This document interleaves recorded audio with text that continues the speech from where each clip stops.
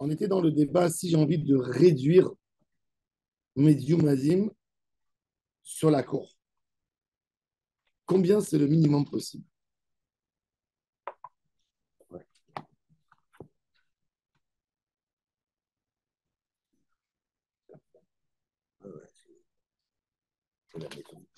On était dans Daf, Kaf,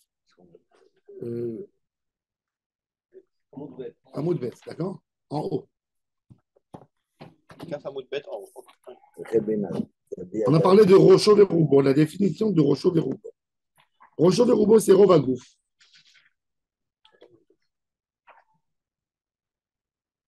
Alors, bon, un petit résumé. Bon, on peut prendre de Hamoud Aleph parce que c'est que 4 lignes.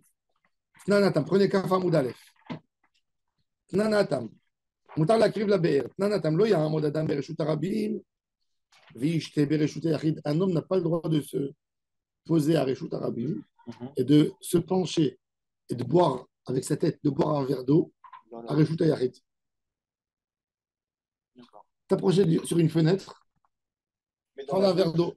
Dans la bouche, Ouais. Ouais. C'est dans la bouche, c'est bon normalement. Non, de prendre un verre et de boire. Dans le Yichud Yachid. Dans Reshut Yachid. D'accord. Non, t'approcher sur une fenêtre. C'est de boire ou de prendre le verre? De boire, de prendre le verre, l'homme chéné.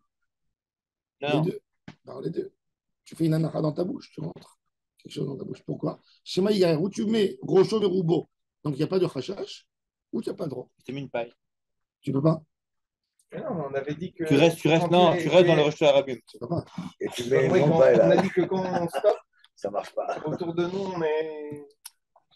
Mais là, il y a quelque chose, autour de toi, tu as le droit. Oui. À 4 amotes, oui. Mais tu n'as pas le droit d'avoir quelque chose qui rentre d'un Reshut Yachid. Mais s'il y avait, imaginons qu'il y avait, imaginons qu'il y a déjà une paille qui est posée comme ça, qui sort. Alors, on a dit, ça dépend. Comme ça. Alors, on a dit, ça dépend. Alors, on a dit, ça dépend. Si elle est liée au robinet, il n'y a pas de problème. Ah. On barre la carca. Si Comme la il y a quelque rosoir, chose, là, tu tu prends par exemple, à l'extérieur. à Prague, ils ont le festival de la nourriture où tu passes dans la rue et tous les gens qui sont en rez-de-chaussée, ils vendent de la nourriture sur la fenêtre. Ils rebordent la fenêtre de la nourriture. Oui. Tu passes comme ça, tu donnes quelques sous et tu prends un petit gâteau, tu prends un truc. C'est disposé dans les fenêtres. Alors là, si tu mets ta tête comme ça et tu veux manger, tu n'as pas le droit. Ah oui. Regardez. לא יעמוד אדם ברשות הרבים וישתה ברשות היחיד, או ברשות היחיד וישתה ברשות הרבים. אלא אם כן מכניס ראשו ורובו למקום שהוא שותה. ראשו ורובו. וכן, בגת, on a dit pour les tourments et maasrot. Hein, tout ce qui est dans le champ, je sais pas, tu quittes de faire tourments et maasrot tant que tu n'es pas rentré à la maison. La personne, il est rentré chez lui à la maison, mais qu'est-ce qu'il dit? Maintenant, je n'ai pas la force de faire tout le prélèvement. À l'époque, il y avait les Cohen. Je ne vais pas appeler maintenant le Cohen pour lui donner. J'ai envie de manger sans faire le prélèvement. Qu'est-ce qu'il fait? Il fait sortir sa tête dehors pour manger dehors. Le dehors, il n'est pas tôt encore de traumatisme en tant que c'est pas rentré à la maison. Alors, il dit, il faut que Rocho Verubo soit dehors. Mais c'est important, ça, alors, excusez-moi, pour que je comprenne bien. C'est-à-dire, les macérotes, c'est à la maison que ça se passe. C'est-à-dire, moi, je suis un paysan, j'ai un champ, je vais récolter. Tu peux manger ce que tu veux dehors. Une fois, dehors, il n'y a pas de règle. Non, dehors, il n'y a pas. C'est quand j'amène ça à la maison Non. que, alors là. Ça dépend quoi dehors. Si tu vas dehors dans un restaurant, ça ne s'appelle pas dehors. Oui. Mais ça veut dire, quand tu prends tes fruits à toi, on a dit, c'est pas que l'autre. Alors maintenant, ouais. alors la Gemara, elle dit, est-ce que ce digne de Rocho Verubo, il est valable pour l'animal? L'animal, c'est quoi ce rachage de Rocho Verubo? Chez Maïgror, comme il n'y a pas un confort quand tu mets que ta tête comme ça. Alors, c'est logique que je risque de prendre le verre et de reculer. Mais est-ce que dans une vache que je lui donne à boire, est-ce que là-bas, il y a un rachage que je vais tirer quelque chose? Je vais prendre un seau, je vais tirer quelque chose par rapport à ma vache.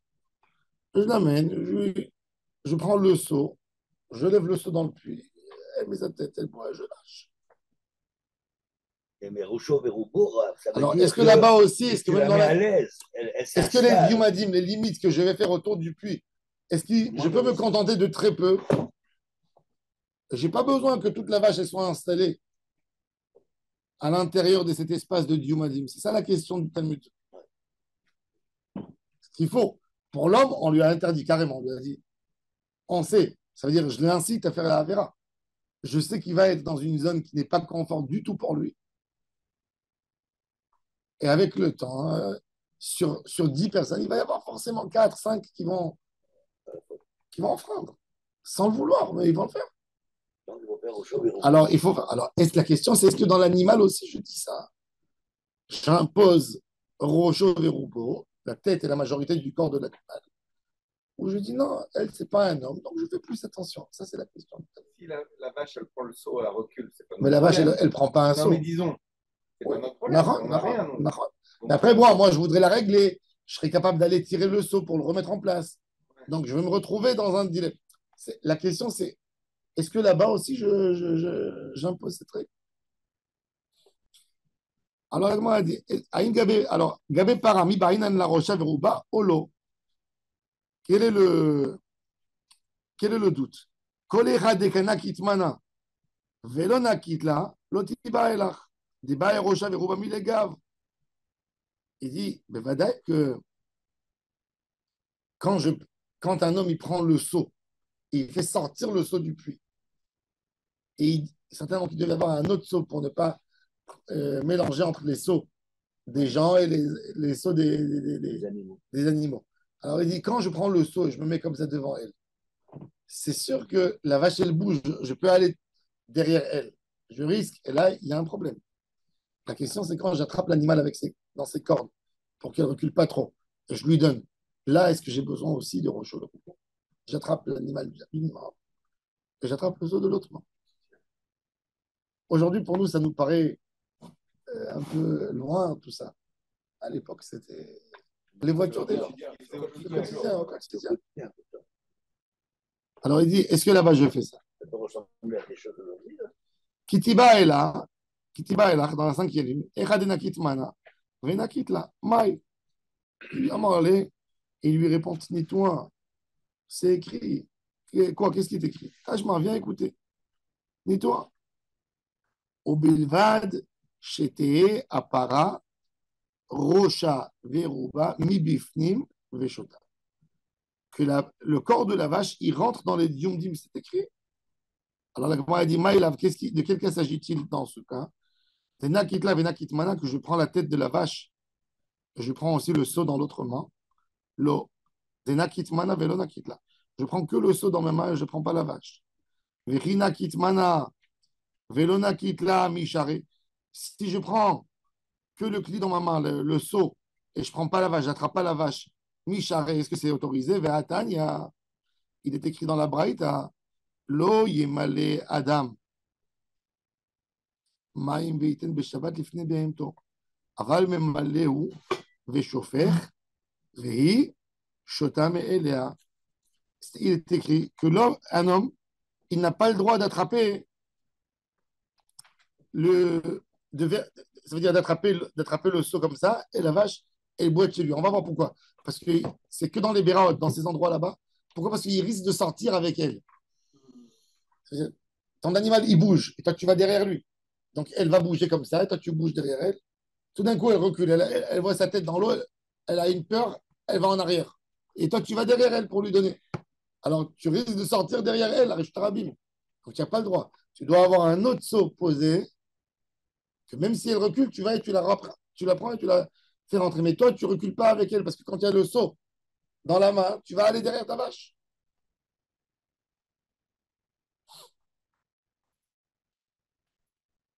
Alors, il dit, וכי נקית מנה ולא נקית המשאר, ועתן לא ימלא אדם מים וייתן בשבת לפני בהמתו. אבל ממלא הוא ושופך, ואיש אותם מאליה. Haïtmarala, Abaye, il a déjà expliqué comment il a commenté cette braïta. Amar Abaye, Hara be'avu, Saromed bereshut harabim, Gavoa asarat evarim, Verochav arba, Verosho echad, Nichnas lebet apasim. Mais oui, il a tranché avec Il a dit, Yehuda. il s'agit ici, sur cette braïta, de quel cas s'agit-il? D'un kéli spécial qui était à Reshut Harabim, qui était une hauteur de Hasarat Fahim, donc déjà, c'est une sorte de Reshut Ayachid. Verachav Arbaat Fahim al Arbaat Fahim, donc c'est les dimensions de Reshut Ayachid. Verosho Echad Nichnas Lebet Apasim, il y a une partie qui est entre les passim, ça veut dire entre les divanim. Regardez le dessin. Regardez le dessin sous les Agaot Abach. Vous voyez le dessin? On ne voit pas trop clair. Ici, il y a un meilleur dessin. Regardez l'écran. Ouais. Vous voyez? Alors, où la bête, elle ouvre. L'homme, vous voyez l'homme, il remplit? Il prend le puits. Regardez le puits. Le puits, il est en bas. L'homme, il a le seau dans sa main. Et il verse dans ce carré. Alors, regardez, Marcel, regardez l'écran derrière. Ah, regardez mieux l'écran. D'accord, donc là, il y a les 4 poteaux autour du. Les 4 poteaux autour du. Il y a les 4 poteaux. Autour du puits. Le puits, il vide du puits. Il remplit ce truc qui est haut. Ce truc qui est haut, c'est un Reshut Ayachid. Le Reshut Ayachid, il sort et il rentre dans le Reshut Rabim, il traverse, il re-rentre là-bas. Donc, quelque part, je n'ai jamais fait sortir quoi que ce soit. J'étais toujours dans le Reshut Ayachid. Ah, ben Reshut Ayachid et Reshut Ayachid. Mais je suis dans un Reshut. Entre un Reshut Ayachid et un autre Reshut Ayachid. Maintenant, est-ce qu'il faut y rouvrir Hatzirot? Non. S'il est petit, qu'on irait. Et ça rentre dans le. Ramim, ils ne t'ont pas imposé un Irouvé Hatzirot.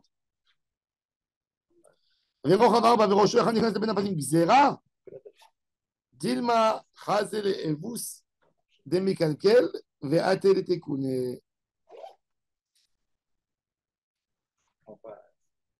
Ça marche, ça? Oui, c'est moutard. Et pourquoi Chachamim, ils ont interdit dans ce cas? Les vaches, c'est quelque chose qui a. Elles abîment. Elles abîment tout. Si vous allez aujourd'hui en Israël, dans les endroits où il y a les vaches, il y a des barres en fer. C'est pas du bois. La vache, elle casse, elle tord. Même le métal, elle le tord. Donc, c'est fréquent quand un animal il arrive pour boire, il casse tout le cadre en bois. Alors, la Gemara dit il y a un autre hachash qui va voir que le bois, elle a donné un coup et il y a le clou qui sort pour ne pas qu'elle se blesse. Alors, lui, il a le seau d'eau. Il va voir que c'est comme ça. Il va poser le seau. Il va aller pour tirer le bois. Et quand il va poser le seau, comme c'est très étroit, le seau, il va être en dehors de Rosh Hashanah, mais il va faire une autre salle. Et c'était des choses qui étaient canirées tout le temps. Pour arranger, pour tirer la vache, pour mieux rentrer, tu vois, pour qu'elle boit correctement, etc. Si je mets un tuyau Ça comme ça, là, entre deux personnes, et il y a un Reshut Rabim, C'est pas de problème. Si je le peux tuyau, lui il est envoyer oui. le tuyau à quelque chose? Comment tu bois Shabbat de l'eau? Ça passe dans la tuyauterie. Ça, c'est pas de problème. Donc, dans le même cas que la Gemara, les 100 vaches, si quelqu'un a des objets, je pose l'objet, je le mets là-dedans, et je viens de l'autre côté, je reprends l'objet, Il n'y a pas de il n'y a problème. pas de problème. D'accord. Pour éviter tout ça, on n'est pas obligé de faire ça Shabbat, on n'a qu'à remplir le Non, réservoir la veille. mais c'est une quantité énorme pour les vaches. Une quantité énorme d'eau. Ah les gens, bon? ils ne faisaient On va pas. faire un immense abreuvoir. Ouais, mais les gens, ils n'avaient pas. C'est pas comme Ils avaient pas les aujourd'hui. moyens. Ils n'avaient pas. Les gens, ils habitaient en ville. Il avait sa petite vache laitière dans sa cour. Les gens, ils se provisionnaient comme ça. C'est son puits ou c'est un puits qui est public? C'était les puits principaux, à mon avis. Il n'y avait pas. C'est public, c'est pas Non, son puits. les familles riches, très riches, ils avaient un puits dans la maison. Famille Dans riche, la cour. Et dans ce cas-là, c'est son. Dans la cour. c'était pas tout le monde qui avait un puits dans la J'ai cour. vu à Jérusalem des vieilles maisons, mais souvent il y avait des C'était des citernes. Citernes, citernes. citernes. Et ça coûtait cher, ça veut dire. Que les familles qui pouvaient se permettre. Mais tu sais, dans des moments de famine et de sécheresse, ça se tuait à coups de couteau sur l'eau. C'est pas évident. C'est la vie. C'était tellement la carte, faire un Bien puits, sûr, c'est. creuser un puits. Voilà. Quand on va creuser à Jérusalem dans la pierre, il faut des moyens pour creuser. La pierre, c'est pas évident. Aujourd'hui, les archéologues, comment ils remarquent tout de suite? Quand ils voient des traces de maison, ils trouvent un puits, ils creusent tout autour parce qu'ils se disent que c'est qu'une maison riche. C'est un des signes d'une maison riche. C'est quand tu vois des traces de murs autour, habitables, et tout d'un coup tu vois un puits, tu sais que fouille ici à côté, ça vaut le coup parce que tu vas voir qu'il y a. les choses. C'était les signes d'une maison riche, que les gens riches pouvaient se permettre de faire un puits à la maison. Parfois, on avait une source qui passait en dessous, à côté, dans le jardin de chez mes parents. Et le voisin, il creusait pour faire On n'a pas le droit, je ne sais pas si on a le droit en France de faire ça. il a creusé, on avait un Magnifique. Une source d'eau. Il a fait En comme Israël, si tu n'as pas le c'était droit. une clé de Kérim, hein. Non, mais mikvé de Kélim, il est caché pour une femme. Glacé. Le mikvé de Kélim, il est caché aussi pour une Ouais, femme. mais pour rentrer là-dedans, c'est pas possible. Il faut réchauffer. C'est pire que le Harizal. Glacé. Magnifique. Si tu arrives au naf phréatique, c'est magnifique. Tu as trouvé les nafs? Ah, la pompe, c'est un problème. Il faut savoir comment elle fait monter l'eau. Oui, bien sûr, c'est façon Shabbat, on ne peut pas. Non, pour mikvé, pour faire un mikvé. Ah oui, donc c'est C'était à quelle profondeur? À quelle sûr, profondeur? ça marche pas. Moi, j'étais à 5 mètres. Le gars, il est venu, il a creusé 5 mètres, il a rentré un. Oui, le truc en fer là. Il a fait 5 mètres, c'est sorti. Il a rentré un tuyau, il m'a mis un Dommage moteur. que c'est pas du pétrole. Ouais. Et tu ne payais pas sur cette eau. Et oui. L'eau du jardin, chez moi, l'arrosage, tout ça, je dis, C'est moutard d'après la loi en France? alors, Non. c'est moutard, jusqu'à présent, ce n'est pas interdit. Seulement, ils nous ont envoyé un message. Ceux qui ont un puits. Faut déclarer. Il faut le déclarer. Je dis, attends-moi, parce que. Si tu déclares, tu commences les problèmes. Évidemment. J'avais déclaré. En Israël, si tu creuses chez toi et tu as trouvé de l'eau et tu ne déclares pas, c'est pénal, mais à un point, vous ne pouvez pas vous imaginer. Ah ouais. J'avais un ami un agriculteur, il a trouvé, il est venu chez lui. Qu'est-ce qu'il a fait? Il était malin. Quand il a vu qu'il y avait des arbres qui poussaient d'un côté du champ où il n'arrosait pas. Donc il a compris tout de suite qu'il y a une nappe phréatique là-bas. Comment ça se fait qu'il y a des arbres qui poussent là-bas? Donc il a creusé, il a trouvé. Il a installé doucement le système et il a arrosé. Tu sais comment il a attrapé? Ils ont vu qu'il ne payait pas des grosses factures d'eau. Ils lui ont envoyé des inspecteurs, ils ont vu que tout est vert. Ils sont venus, ils lui ont dit tu as des. Ils lui ont donné une amende. Tout ça appartient. Toute l'eau d'Israël, il y a la loi de l'eau, que ça appartient, même si c'est chez toi, c'est fou. C'est pas à toi. Par exemple, il y a la notion d'arabine sous terre, enfin dans la profondeur, en profondeur. Dans la Gemara, quand tu achètes un terrain, tu l'as acheté du fin fond du sol, du globe, jusqu'au ciel, au plus haut possible que notre humain peut arriver. À la verticale, c'est bon. Ça s'appelle Mitechot Rekia Ve'ad Rum Shemaya. Ça, c'est la loi gmaratique, la loi halachique. Mitechot Ara Ve'ad Rum Rekia. En Israël, si tu trouves de l'or chez toi, c'est pas à toi. C'est pas à toi. Site archéologique, c'est pas à toi. Tout ce qui est. Non, pas archéologique. Je t'ai pas. Il y a une loi qui donne un peu. Ça veut dire, tu peux les empêcher à rentrer chez toi. Oui, mais c'est pas à toi. Tu ne peux pas exploiter. Tu peux empêcher les autres à rentrer chez toi, mais tu as pas. Il faut avoir un droit d'exploitage. Alors, tu peux négocier sur ton terrain s'il y a quelqu'un qui te l'achète, mais tu ne peux pas exploiter directement. Il appartient à l'État. Il appartient pas. Ils l'ont laissé dans un. Après, c'est un bras de fer. Entre deux. Exact. Comme il a Il y a des négociations avec le Liban, d'ailleurs, on le voit avec le gaz. Comme Eliezer a fait là, avec Lévi, avec la mairie. Les synagogues, elles sont. Parce que la mairie, elle ne veut pas lui donner, lui, il ne veut pas donner. Ça fait des années que ça dure. Non, mais il paraît que ça, ils ont obtenu. Il paraît. Non, lui, il a vendu un câblage, mais c'est pareil. Bon, pas garer. Quoi, tout le grand terrain des misères là-bas. Ça appartenait à Lévi. À Stéphane. Ouais, à l'époque où il y avait Il a vendu à des Canadiens. Les Canadiens, ils en vendent. La mairie, elle lui dit, je te laisse construire, mais donne-moi ça. Lui, il lui dit, je te donne pas ça. Alors, tu ne donnes pas, on ne te laisse pas construire. Et c'est très bien. En attendant, on a fait des synagogues. C'est une violence. Ça peut sauter du jour au lendemain. Il suffit qu'il y ait un câblage qui s'arrange avec la mairie. C'est fini. Alors, la Gemara, elle dit, donc, il y a un problème, il y a une xéra. Alors, il dit, xéra dit machazel et avous de mekal qu'il va aller les takodi. Vedar aller les davla, il prend le seau de main à côté de lui. Vekamapik mi reshut ayachit, les reshut arabim, les reshut arabim. Alors, la Gemara, elle dit, mais attends, je n'ai pas compris. Si un homme, admettons qu'un homme, il a fait ça. Il a fait. Un homme, sans faire exprès, il est parti. C'est-à-dire, il a son petit Reshut Hayachid. Cette théorie-là, Il a le seau dans la main. Il est parti donner à la vache. Il dit, ah, il y a un problème comment on dit, dans les étables. Les tables. Dans les tables. Dans les étables. Il y a un problème dans les tables, il faut que j'arrange. Sans faire exprès, il pose le seau par terre. Est-ce que ce monsieur, il a fait une avéra d'après la Torah? Est-ce qu'il est chayav hatat? Tu dis que toutes mes lachas que tu as fait mes shogeg, tu es chayav hatat. Si la hotza'a, le hotza'a mireshut et reshut, de prendre quelque chose, de faire sortir d'un lieu privé à un lieu public, ou le contraire, tu dis que c'est interdit dans la Torah, et j'ai fait une erreur, je suis chayav korban. Mais il dit dans ce cas que j'ai pris le seau, je l'ai posé par terre. Je suis chayav? Non. Pourquoi?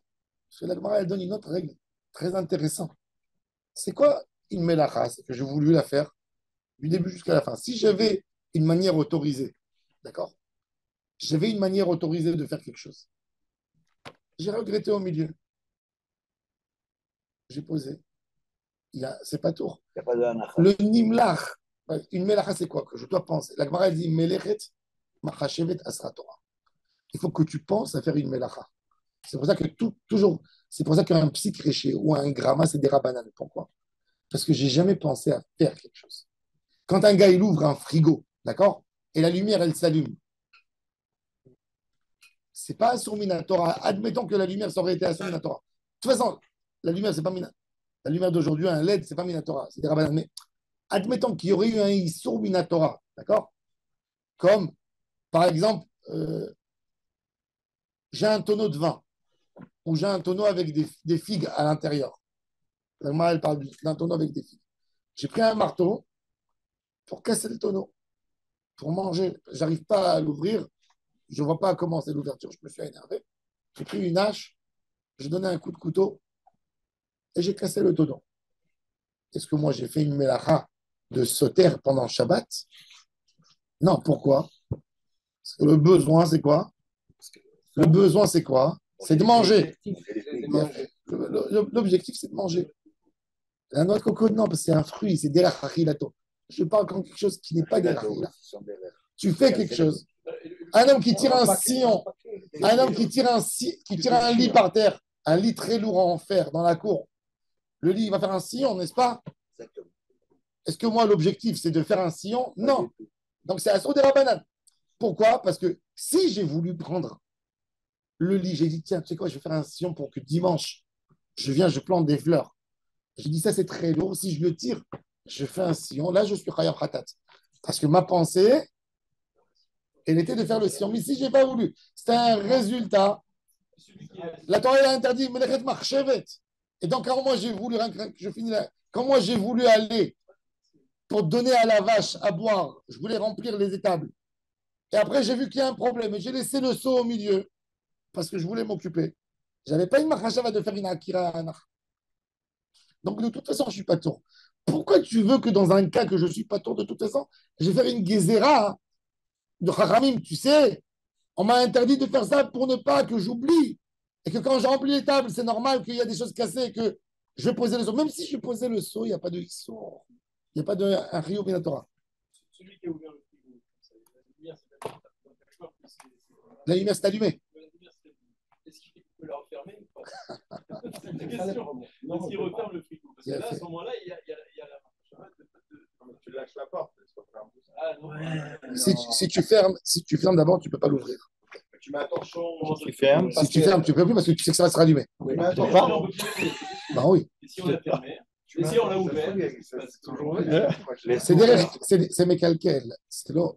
On mettait bien. C'est mes calculs. Non, C'est mes calculs. Mais quelqu'un fait, on peut tout escalper les gens. Non, À la montagne, c'est arrivé. éteindre. On n'a pas le droit d'éteindre pour mieux allumer. Comment tu prends le temps? Le Issour Minatora d'éteindre, il n'y a pas un Issour d'éteindre Minatora. Quel est le Issour d'éteindre? Une chose. Donc quoi, les gens, ils éteignaient? Non. Quand il y avait du bois, un homme, il ne voulait pas allumer avec le bois directement. Il voulait avoir du charbon. Au Beth Amikdash, on voulait créer du charbon. Alors, toi, quand tu as envie de faire du halaèche, tu n'achètes pas du bois, des morceaux de bois comme ça. Oum Fahem, c'est la maman du charbon. Comme ça. Et alors, Ça s'appelle non, charbon, on c'est fabrique quoi? du charbon. Tu fabriques du charbon. Qu'est-ce que tu fais? Tu prends du bois, tu l'allumes, Et après, tu fais avec de l'eau. et après, tu verses de l'eau pour l'éteindre, Et tu le et tu as du charbon. Le charbon, c'est cher. quoi le résultat du charbon? C'est qu'il ne va pas me faire beaucoup de fumée sous mon plat, qui est facile pour s'allumer. Donc, le issour d'éteindre Shabbat, il est que pour faire une gahelet. Si je n'éteins pas pour faire une gahelet, je n'ai pas fait le issour minatora. Il n'y a aucun issour minatora, même d'éteindre du feu. Nahon? Minatora. Que D'accord, ouais. la bougie, maintenant, même la bougie aussi. Qu'est-ce qu'ils faisaient à l'époque, les gens? Ils allumaient la mèche pour qu'elle attrape mieux le feu, et après tu éteins. Alors, le issour, c'est que quand j'ai besoin la petite là, c'est pour ça. Le issour, alors, je vais la choler chez Ishan, Patour. Patour moutard, c'est pas Patour assour. C'est un chidouche. Le Rambam, il dit, c'est qui je vais la choler chez Ishan? C'est qui? Il a fait merde. Il a fait merde. Bravo. Répétez après. Le Rambam, il dit, Oui, doucement. il dit les gens qui ont la mélancolie, ils aiment l'obscurité. Plus c'est obscur, plus ils sont mieux dans leur peau. Alors il dit, tu as allumé une bougie. Cette personne, il n'est pas bien, il risque de faire une crise. Tu as le droit d'éteindre la bougie pour lui. C'est pour ça que quand on a un malade à la maison, le malade, on appelle le malade dans la Mishnah, c'est le malade. oui, c'est celui-là, il dit le Rambam, celui qui a la mélancolie. C'est pas Achol chez Sakana. Parce que lui, il sort d'éteindre, il est mis de Ramadan. Tu n'as pas besoin. Tu as des gouffas. C'est l'homme la qui sera des gouffas. Tu as un enfant, il a allumé la lumière de la chambre. Maintenant, l'enfant, il est fiévreux. Shabbat. Et l'enfant, il est dans son lit. Il a la lumière allumée, il crie, il pleure, papa, éteins-moi la lumière. Il n'a pas. Tu as le droit de venir d'éteindre la lumière. Pour lui. Cholé, Shishin, pas toi. Par exemple, un homme âgé, un homme il a ses parents âgés chez lui à la maison. Et il faut allumer la lumière pour savoir lui donner. Par exemple, Minadine, quelqu'un, il a un homme âgé chez lui, Shabbat.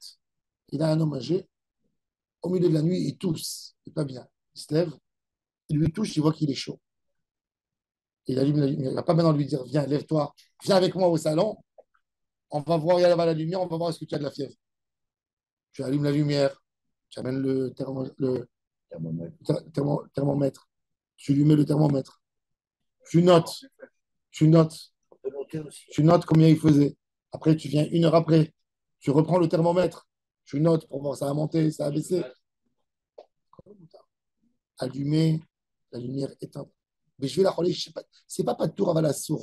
Pas tour moutard. Même avec un enfant. Même avec un enfant. L'enfant, il fait une otite. Il fait des crises. Il a une fièvre. L'enfant, il a 38.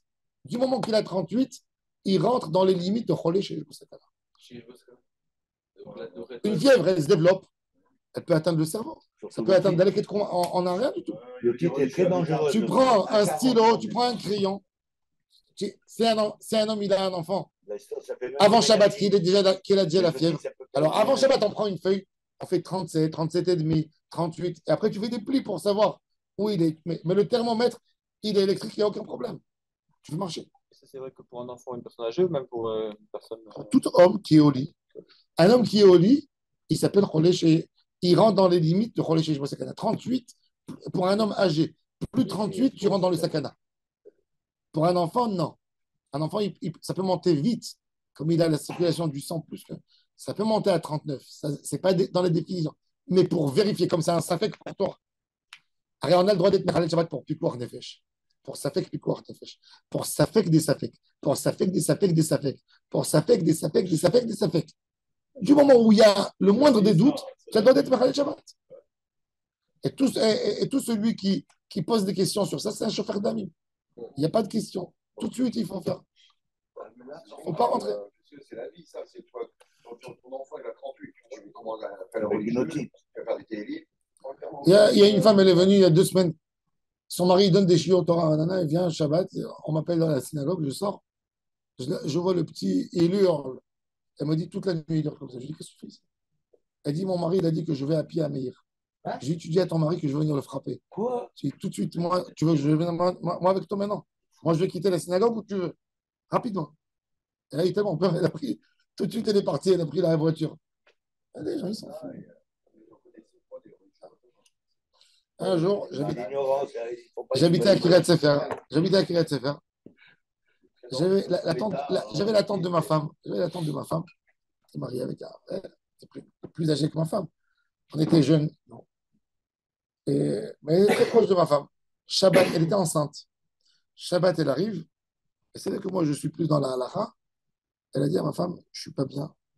Qu'est-ce qu'il faut que je fasse? Ma femme m'a demandé, je lui ai dit, tout de suite, téléphone, l'ambulance. Elle va à l'hôpital.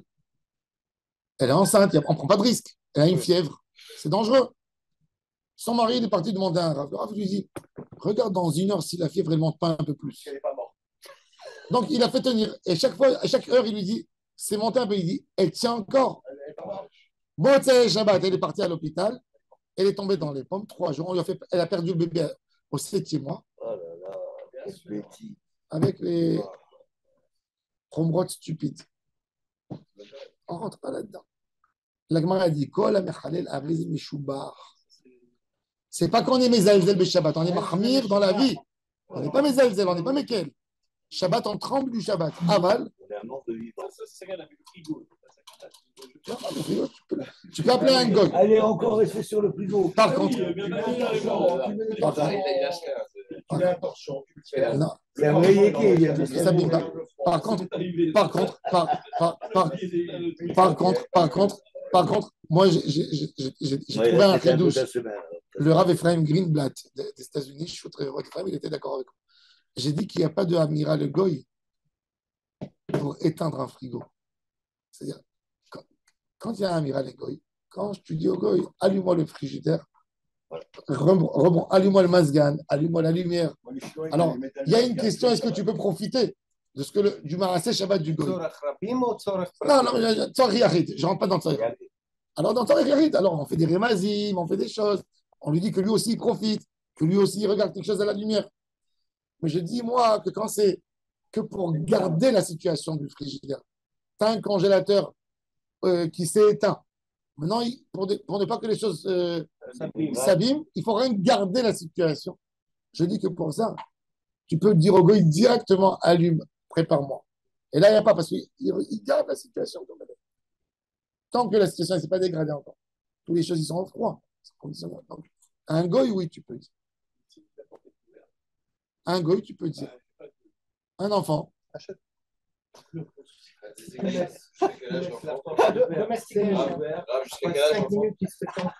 Dans ce cas, pas dans tout. Pas dans des oraïtas. Un enfant, pas dans des oraïtas, dans des rabananes, comme le tiltoul.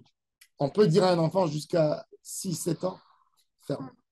Mais tu ne peux plus ouvrir après. Tu fais sortir ce que tu vas faire sortir et il ferme. Tu peux domestiquer un chien, c'est J'ai montré à Shabbat, il avait la lumière de sa chambre allumée. Mais tu peux pas la lumière, gardez-vous et tout. Là, il éteint tout seul. Sa vie, 3 ans. Tu peux inventer un frigo. Ou alors je dois lui dire non, n'éteins pas. Un ressort et se faire comme ça, tu tournes. Que la porte elle se ferme Là, directement. la porte, elle se C'est dangereux, ils ne font pas ça aujourd'hui pour les enfants, justement. Parce que quand tu jettes le frigo dehors, après, il y a des enfants qui peuvent s'enfermer dedans. Il y a eu une histoire en Israël, quand j'étais enfant, avec des enfants qui sont enfermés dans un frigo. Il y avait la marque Frigidaire. Tu sais, tu te rappelles? La grosse poignée, là. Et ça s'est fermé, donc ils ont interdit. En Israël, quand tu jettes un frigo dehors, il faut lui monter la porte, d'après la loi. Il faut ouvrir la porte, enlever carrément la porte. Et, on ne pouvait pas pour ces dangers. Bon. Alors, en tous les cas, la Gemara, elle dit, est-ce qu'on fait une takana pour quelque chose que de toute façon, il n'y a pas une pénalité? Puisque, même si j'ai posé, comme on a expliqué, il n'y a pas de melechet machachevet. Alors, il dit, Vechikamapik, Vechiaïgava Michaï, Amar Rav Safra, Amar Rabbi Ami, Amar Rabbi Yochanan, l'auteur du Talmud de Jérusalem, Amefane Chafatsav, Misavid, les Avid, Venimlach Aleem, Veotziam, Patou, Shelo Aïta Akira Misha Rishona.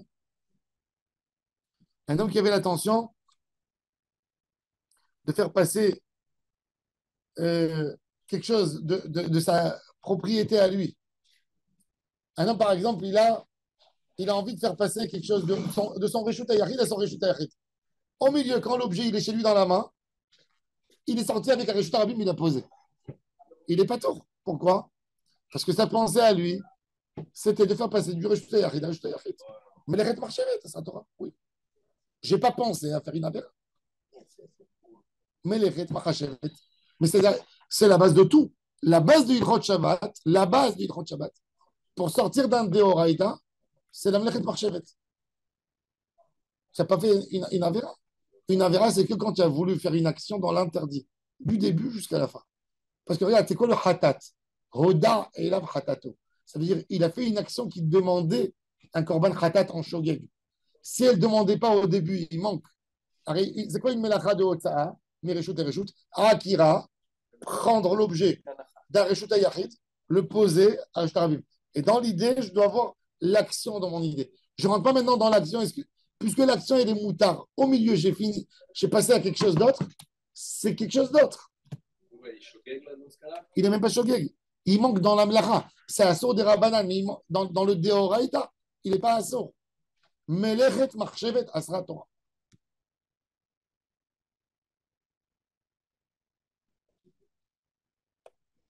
Un homme, il a creusé Shabbat. C'est Assour Mishuma, creuser Shabbat.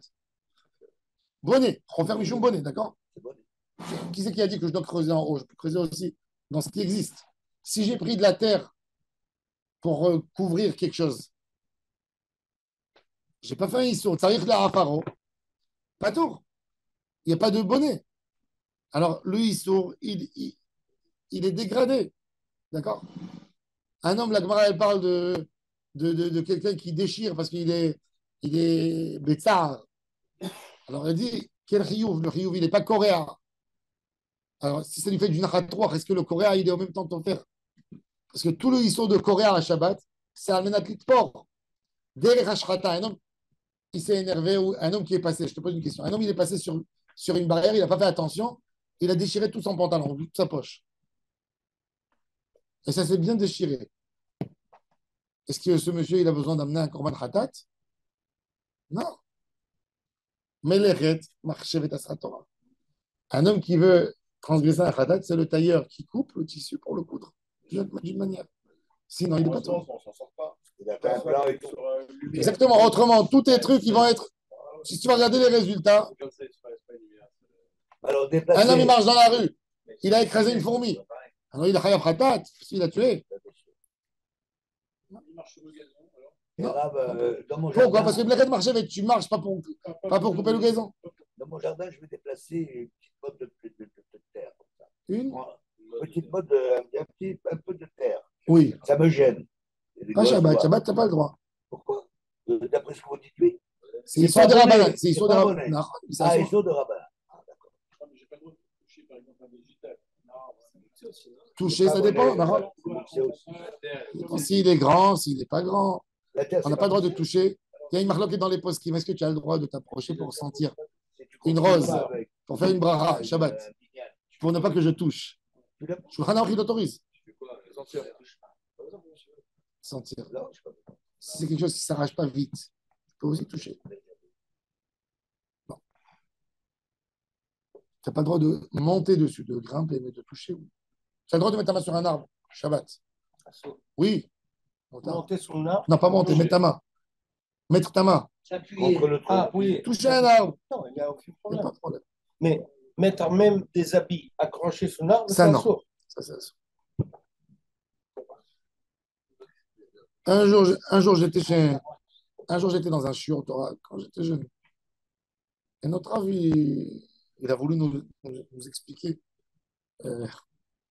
c'est quoi un Chilul Shabbat. Alors, il a dit que le Stapler, il était à l'armée russe. Oui. Et quand il est venu à la garde, celui qui était avant, Il y il avait a un manteau un manteau. oui, pour chaque gardien. Alors, il avait un manteau et il ne pouvait pas l'enlever parce que c'était sur l'arbre, c'est Shvout, ils sont Shvout, de l'enlever de tirer. Alors, il a dit, je peux attendre 5 minutes. C'était dans le froid, Minus moins 30. 20, moins 30. Ouais. Il a dit 5 minutes, je peux résister. Après, il a dit encore 5 minutes, je peux résister. Après, il a dit encore 5 minutes, je peux résister. Bref, il a passé toute la nuit comme ça. Et le matin, il était content. Et après, mais quoi? Le sniper, il est devenu sourd. Alors, j'ai dit au Rav, pourquoi tu nous racontes cette histoire devant tout le monde? Il a dit, ah, Khatouf, il m'a jeté des. Je lui ai dit cette histoire, moi, je lui ai dit cette histoire, elle est contre la halakha. Et lui, il a voulu faire de moi. Genre que moi, je lui casse son. Il m'a jeté du cours. Je me suis vexé. Qu'est-ce que j'ai fait? Je suis parti, c'était à Beit Hagan. Je suis parti chez Rav Azriel Auerbach. J'avais 12 ans. Je suis parti, je dis, Rav, voilà. Notre prof, il a raconté cette histoire. Donc, pour nous, c'est de nous raconter l'histoire, c'est comme ça qu'il faut faire. Et moi, j'ai dit que d'après la Lara, c'est assourd de faire ça. Il m'a attrapé comme ça, il m'a dit, toi, tu seras un rabbin, toi. Et je lui ai dit, vous pouvez m'écrire sur une feuille que si l'histoire elle est 1, 2, 3, 4, il m'a dit, écris l'histoire comme il vous l'a raconté. J'ai écrit l'histoire comme il l'a raconté. Et le rabbin, il a écrit, cette histoire, elle n'est pas bonne d'après la halakha. Sans écrire le stapler, s'il y a quelqu'un qui fait ça, c'est pas correct parce que il fallait prendre dans un cadre. Et je suis venu, je suis pas parti montrer au prof. D'abord, j'ai passé tous les élèves. Il a fait un complot, il a un complot. Parce que je savais que si j'allais lui donner, il va te déchirer. J'ai fait déjà le truc. Et après, il ne pouvait rien faire. Oui, mais toute cette histoire, elle est fausse. Mais Minadine, c'est faux. Minadine, c'est faux. Parce que parce que dans la halakha, ce qu'il a fait le stapler, ça montre sur sa gentillesse, ça montre. Mais dans la halakha, ça n'a rien à voir. Parce que du moment où tu es dans une situation où on te dit tu dois garder, parce qu'on regarde le pack, je sais que je ne peux pas résister toute la nuit. Je ne me pose pas la question, je suis obligé d'aller de prendre le manteau. C'est pas Shatashmad. C'est pas Shatashmad. Je suis arrivé et l'autre il a oublié de mettre. Alors il fallait qu'il prenne le manteau et qu'il le mette sur le. Le stapler est devenu sourd jusqu'à la fin de sa vie à cause de ça. Pourquoi? Parce qu'il s'est trompé. Ça te montre? Si, il s'est trompé dans son raisonnement. Il s'est trompé. Il n'a pas une démonstration de Il s'est trompé. Il s'est trompé. C'est pas une honte de dire. Il a eu une erreur. Il a eu une erreur. Non, mais ce qui est la grosse erreur, c'est surtout de raconter cette histoire. Naron, et je l'ai entendu plusieurs fois. Naron, c'est une très grande erreur. C'est ce qu'il a dit à C'est ce que j'ai dit. À 12 ans, ça m'a gêné. À 12 ans, ça m'a gêné parce que j'ai compris. Quand tu racontes ça. Mais c'est il y a 1000 exemples pour nous montrer que le stapler, c'est un sadique qui sort de l'homme. Pourquoi tu as besoin de me montrer une erreur du stapler? Parce que d'après la race, c'est une erreur. C'est une erreur. C'était dans le frigidaire, toi. Il était avec le chiffon. Il n'a pas fini avec le frigidaire, il n'a pas fini. Si t'es dans le frigidaire, tu peux prendre un manteau. Le stapler, il faisait des gardes en Sibérie. Il était dans l'armée russe. Et ils les ont mis à garder à un camp militaire. Et il faisait froid en hiver, c'était moins 30. Et les soldats, à part leurs habits qu'ils avaient, le manteau qu'ils avaient, ils avaient un très gros manteau en fourrure qu'ils mettaient sur eux, une cape, pour garder les oreilles et le corps de ne pas congeler. Et le soldat qui était avant lui, il était pressé pour rentrer. Donc, il a pris la cape et il a mis sur un arbre, Shabbat, à côté de l'endroit où il gardait.